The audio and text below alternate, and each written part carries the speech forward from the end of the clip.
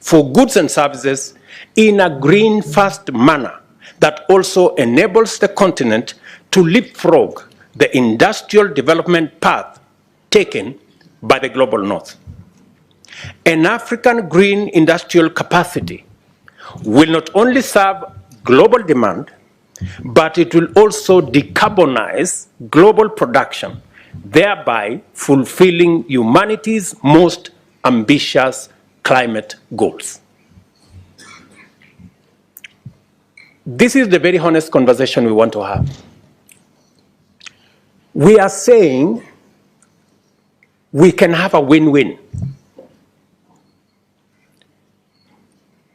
in this engagement. We do not have to engage in the usual finger pointing.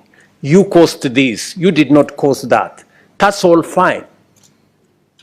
We contributed the least, that's fine. We are suffering the most, that's okay. But we can together agree on a solution that carries everybody. And that is the proposition we are having as the leadership of this continent. We are not selfish.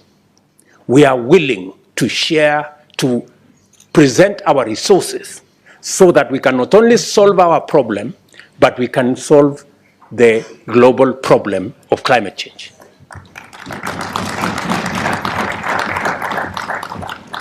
Let me tell you more.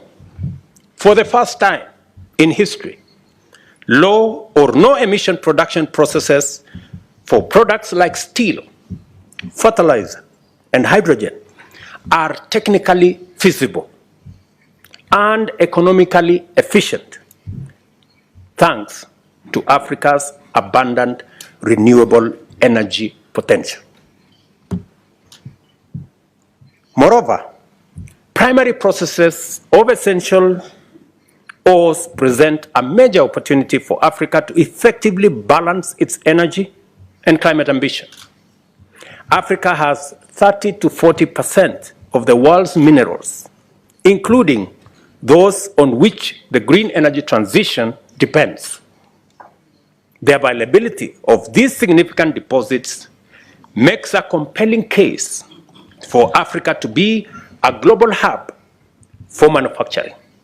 For example, the simple decision to process the 80 million tons of iron ore annually exported by Africa to Europe and China, and to process steel from plants close to mines in Africa averts the emission of nearly 7 million tons of carbon dioxide equivalent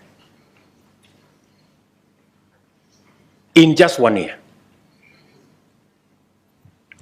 Processing over 110 million tons of bauxite exported annually from Africa to Europe and Asia at aluminum factories near the mines using renewable energy can also avoid between 1.3 and 1.5 gigatons of carbon dioxide every year, which is 3% of all global house gas emissions. What am I saying?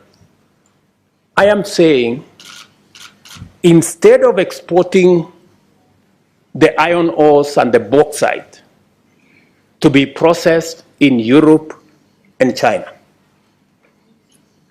if the decision was reversed so that we still get the same steel, but this time round, it is processed in Africa, you don't have to transport the ores. Use the renewable energy in Africa instead of the fossil fuel and